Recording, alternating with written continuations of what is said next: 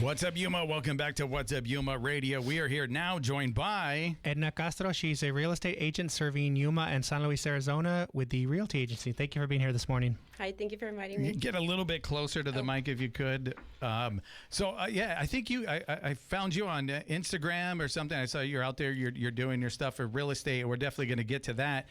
But tell everybody, where are you from originally? So I was born in San Luis, Rio Colorado, right across the border from San Luis, Arizona.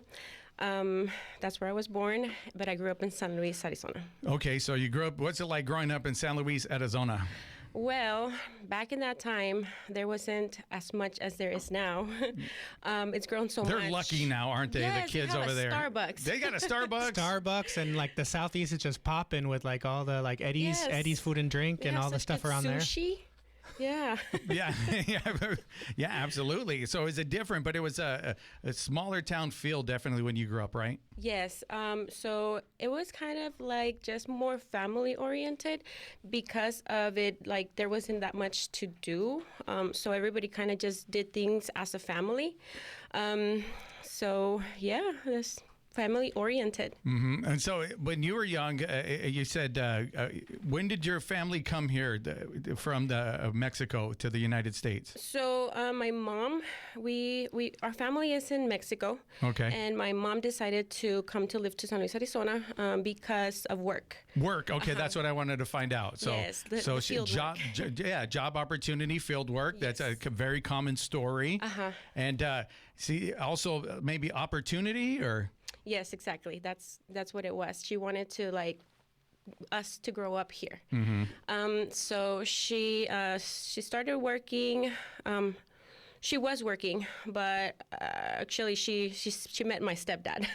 So she didn't work after that. Oh, okay. So lucky her. No. Yes. So she met your stepdad, and then so when did you come here? Like young? You're very young. I was 4 years old. 4 years old. Okay. Because I remember just like being so excited to start kindergarten. And yeah, I was 4 years old, and we lived in not like the street, main street, an alley? Like a trailer in an alley. Oh, wow. Yeah, and that's where I grew up. And then eventually, my stepdad, he said, you know what, let's get a house. And we moved into a house. And that's kind of what I wanted to talk about, too, is that, because that's very important. And it seems like a dream that's lost now, but we're going to talk about that here in a little bit. So you grew up there. Now, 4 years old. Did you know English at the time? No. No, not at all, huh? No. I learned it because I started kindergarten. So I remember the classes, they would teach us how to write, everything. And I never went to school in Mexico. Oh, okay. So everything you learned then was on this side of everything. So, yes. So So you're learning that. Was it frustrating for you or? Well, yes. You said excited, but... I think it still is a challenge for me to speak English because I grew up with my family speaking full Spanish. In San Luis, Arizona, it's rare people that speak English. If you go to the Tell me about it. If you go, everybody. It's kind of like a San Luis, Mexico, but like, more clean and stuff. Yeah. But... yes, I feel it's still a challenge because of San Luis, Arizona having all that Spanish. So we all spoke Spanish in school. We grew up talking Spanish, and then, So even though you're learning English in kindergarten, first grade, you have this, but just naturally around everybody else knows Spanish, so it's easier to go back to what you know, right? Yes. Yeah, and you said now even today you find it difficult just because that's just the norm. Yes, I remember actually the first time that I kind of realized, I don't talk good English. It was when my stepdad had to come to work here in Yuma for some time. So we were in the process where they had sold their house, and then we were going to get a new house. So then we lived here for like a year or so, and I had to go to school here in Yuma. I went to school, I think it was like 5th grade or 6th grade when that happened. But the kids parents would make fun of my English. They would really make fun of it, and I felt horrible. And I hated going to school. So eventually we went back to San Luis, Arizona. So, yeah. Okay, so then you mentioned that your stepdad, can you say what he did for a living at all? He did construction work. He was an engineer, heavy machinery engineer. So he did a lot of work here, like building stuff. Okay, so he's in that. And then you mentioned that he said one day, we're going to get a house. We're going to get this house. So that was probably a pretty big deal, right? Yes. So do you remember that? Yes. What's your memories of getting that house? And I think that's why it's been like in me thinking like having a home is so important and things like that. Like I grew up thinking that way. We first lived in what it was his house. He had owned it. I guess he had prior marriage. But my mom was like, I don't want this house. Yeah. You know, so they sold it. I remember they remodeled it. They put money into it. They made it look like so modern. It was like the nicest house in the street. My stepdad, he knew all the good connections to get all the people to work on the house, and they sold it. And then what they did is actually like build their house like customized. They got with a person that was selling this lot. Now the house is still there, but it was like close to what was like the main street. You know, it wasn't like far out. Like nowadays, there's so many houses, and they bought that lot. They built the house, however my mom wanted it. The floors, the ceilings, everything. So yeah, that was really exciting, and it's a really beautiful house. Beautiful house. And so you said that's why you think you still have that that drive or that vision, because you felt great in that moment, right? Yes. When you guys got your own home. Now, when you were young, did you say you wanted to be in real estate too, or what was it that you looked forward to do? When I was young, I didn't even know real estate agents existed. Yeah. Because who does when you're young, right? Like, because there was no social media. You know? And nowadays they're all over social media. Very much so. But no, when I was young, I wanted to be a lot of things. I wanted to be a judge because I would watch the X-Files and I liked all that like criminal stuff. Yeah. Later, I wanted to be a teacher. Later, when I grew up more and I thought, being like into like acting is fun. Being on TV, that's fun. Oh, you kind of wanted to do that, I was dreaming, yeah. I was dreaming. Okay. And but once I got older, more, realistic, I wanted to be in the medical field. Okay, is that what you did? Did you go to school for that? I took some classes, but I didn't really like finish it. I just worked, but I worked in medical offices for like many, many years, like over 10 years, doing office administration, some tech work, medical assistant. So yeah, I kind of did do that. Yeah, so did you enjoy it? Yes, I really liked it. It was like a stable job, and I did it for so long because of that. I was good at it. I liked what it consists of, meeting people at work and like making friends and things like that. So are you a social person then? You said meeting people and... I'm not really. I've been told I am a... what do they call that? Introvert? Yes. Yeah. Yes. But I really think it just depends of where I'm at. Like, look at right now, I'm in the radio. Yeah, but it's just us. There's just four people. It's a conversation. Yeah, there's only 4 people in this room. Yeah.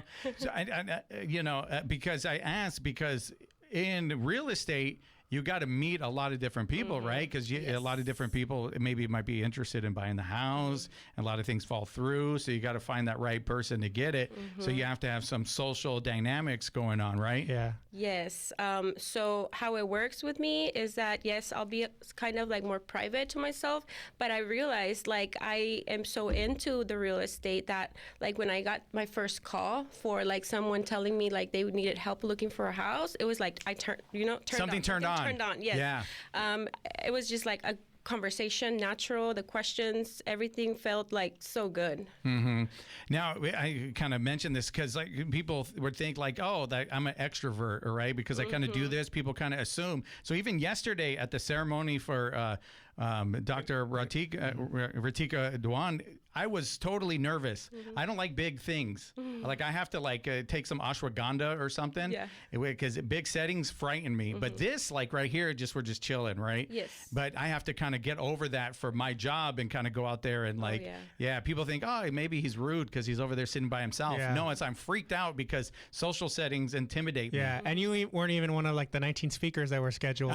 Imagine if you had been asked to make some comments. I would definitely. That's when I would throw up, Mom Spaghetti. That's where it's go up there and talk. But thank God, no, I wasn't. But so you said when you got that first call though, something turned on. Like what was that first call like for you? Well, at first, I honestly thought I was being pranked. I was like, Oh, somebody's really? calling me, they're pranking me, Yeah. they want to see how, but I guess that's how paranoid I can get, you know? So a little bit I was like hesitant, but then I said, no, I mean, this is what they're calling me for.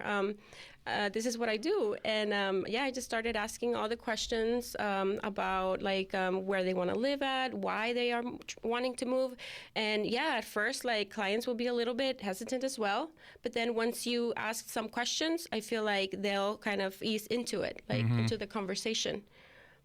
So then how did you start in real estate? You have a friend in it that said you should do this? Tell me a little bit about that. So the funny thing is that this started 9 years ago, almost 10 years ago. I did have friends saying oh, we should become realtors. Being a realtor is so cool. You're gonna do so good. That's kind of the idea. So I took the class for real estate, the 90-hour class. It was offered in person at the Civic Center, and I went for it. At that time it was $400, and I said I'm gonna make the investment into it. And I did take the class. It was maybe 2 months long or something like that. But it was afternoon because I was working, so I had to work and then make time to go to the class. And eventually, I passed the class. But then comes the real deal where you have to get the state test passed. So that's kind of where I was going through things also with my family, where I lost my job and I had just finished that class, and I kind of had to find a job. So I couldn't really focus on the test. I had to focus on getting a job, and because I had my house and things like that. So I got just a job, and then I started, I tried to pass the test, but I didn't. I didn't pass it, and I gave up because I felt like I couldn't really focus on it because I was starting a new job. And when you at start a that new time, job, right? Yeah. you have to focus on that. So we're going to take a quick break. And one thing I think I skipped is I want to talk about when you got your first house and then when you sold your first house as a real estate agent. We're going to do that right after this. You're listening to What's Up Yuma Radio right here on 94.7 KOFA Border Radio.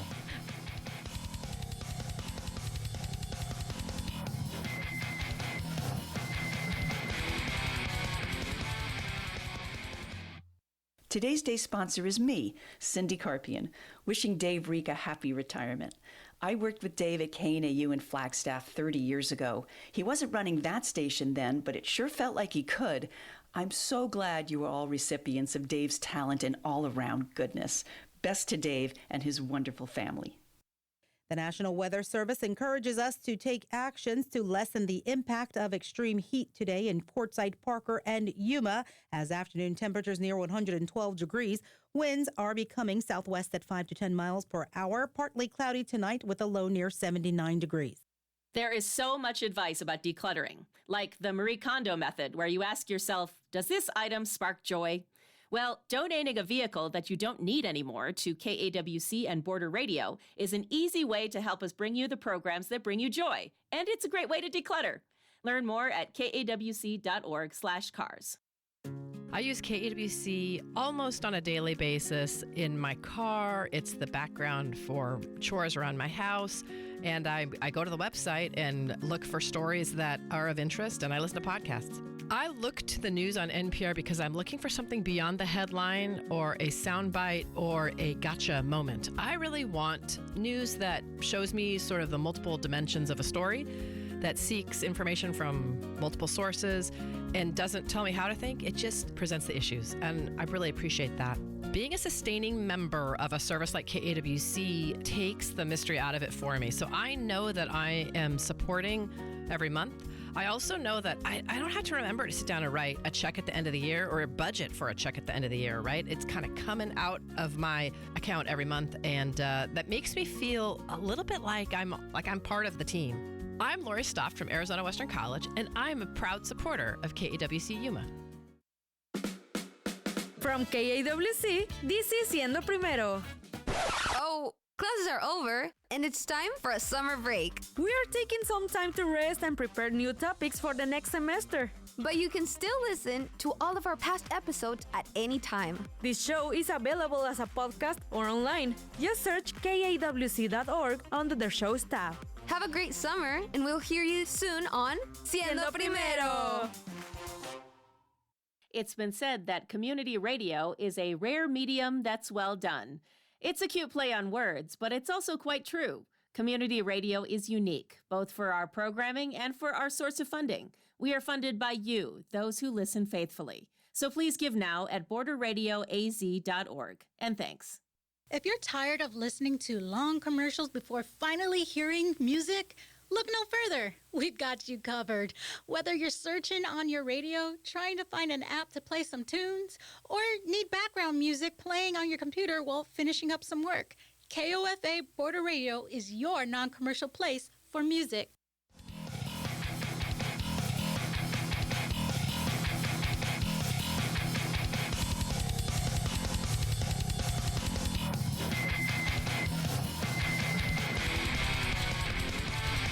What's up, Yuma? Welcome back to What's Up Yuma Radio. We are here now joined by Edna Castro. She's with the realty agency, and she was telling us she just started with them. But before we get into that, Johnny wanted to ask you about, your own personal journey with home ownership. Yeah, so you mentioned, right, that you couldn't pass because you couldn't focus. Yes. Right? Because you had a house. Already, because you're working, you had a house. Tell me a little bit about when you first got your house. And I think in your bio you put you were a single mom at the time, and that it was a big deal for you to get your own home. Yes. So I think in my bio, I also added about how at some point I was living in a shelter with my kids. So I was very young when I left my house. I went through some problems, and I ended up at, they call it the safe house here. It's not Amberley's place. It's a different place. It's kind of like a private place where like victims of domestic violence go. Yeah. So I went through the whole process with them of being there. I had my oldest one. He was like 3, and I was pregnant with my who now is 19 years old. I went through that. So for me, buying my house was so important. Going through all of that, luckily they helped me very much. They at this place that you were staying, yes. They helped you. Like, what kind of help? So they had an assistance where once I started working, and I had to have my baby first because I was like all 8 months pregnant. Yeah, when I was all there. Pregnant. Yeah, so I had my baby, and a month, when my baby turned a month, I was like, I'm going to start looking for a job. They offered like daycare assistance to me. They were like, if you get a job, we're going to offer you daycare assistance. If you get a job, we're going to offer you where we pay your first rent, your deposit. We're going to set you up. I guess that's offered, in those places.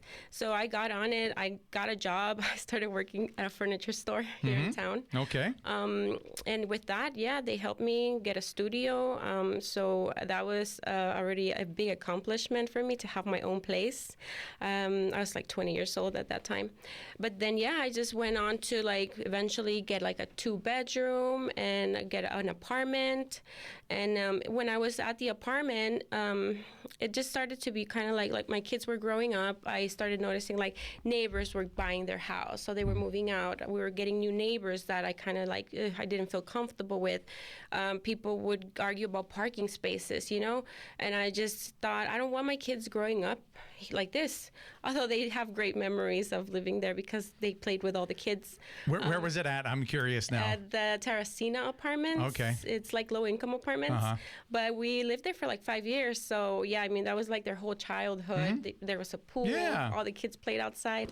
But when we got the house, I started saying like, it's time for us to buy a house. My coworker was looking for a house, and it just like made me think maybe I should start looking as well, which was awesome because I mean that at that time houses were not as pricey.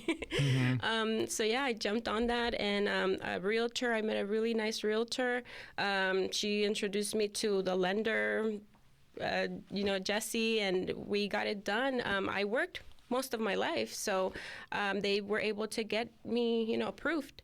And I remember buying my house. I just wanted a certain neighborhood because it was close to schools for my kids. Those are like goes behind the scenes decisions that you make. You're looking like, okay, what's the best schools? You're making that part of the process. Yes. And then you say, this is where I want to be. Find me the right place in here. Yes, I said I like this area. I wanted my kids to be able to just walk to school because I had to work. I couldn't take them. So it was just easier for me. I've heard, always you should try to make your life as easy as possible, Yeah, I agree. I agree. Yeah. So that was part of my decision to the area. And I love my house. My kids grew up there. They're grown already. What was that feeling though when you got the key?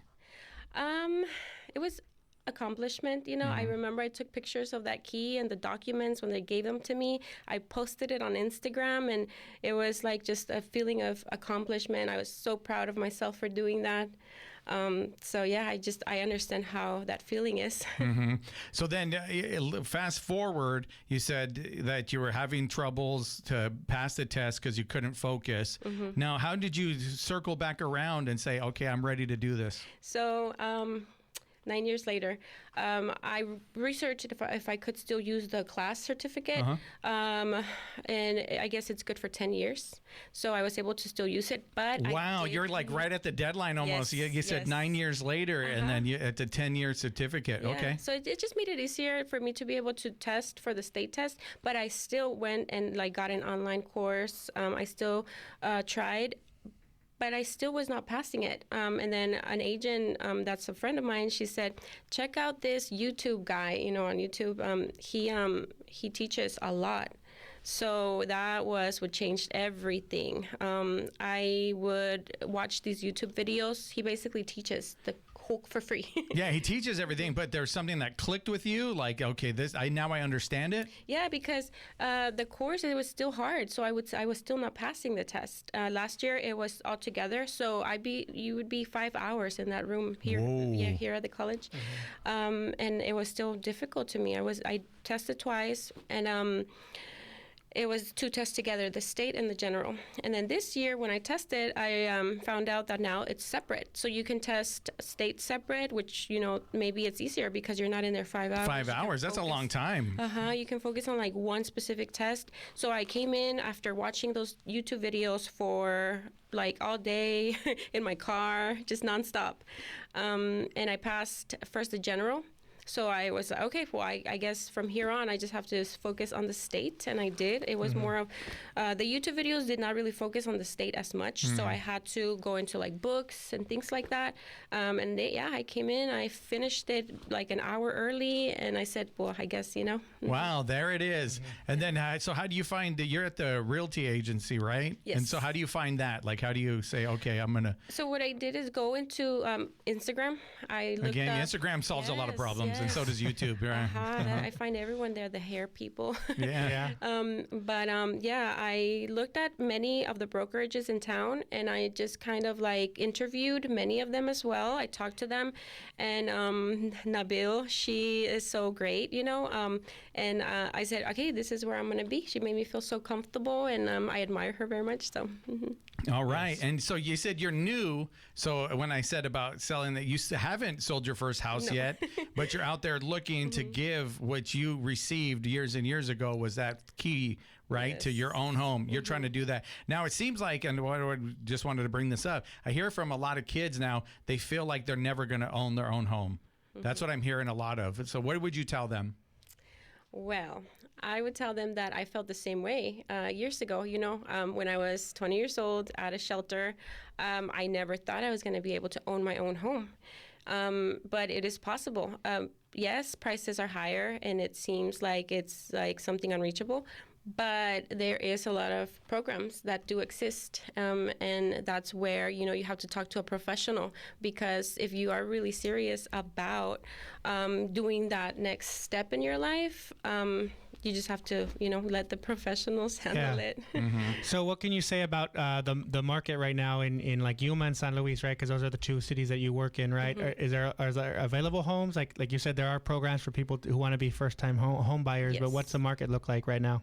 So yes, right now, currently, what I think personally is that it's leaning more towards a buyer's market. So what that means is that the buyer can really negotiate, and they can find a good home that they really like. Because back in the time where the houses were priced less, it was very competitive. So you wouldn't get the house. It happened to me. I first saw a house because I just wanted a house, and I said, yeah, let's get this one, make an offer, and it would sell. Like the next day, it would sell.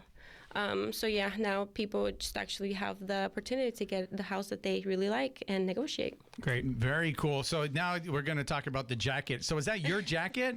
Like, did you buy like for you? So no, my son sent me a picture of this jacket. He lives in Phoenix, and I said, wow, that jacket is so cool. And he came down this weekend, and then I told him, I'm going to wear that jacket to the So it's his interview that I jacket. have. It's his jacket, and he decorated it. He did all this awesome designs. Okay.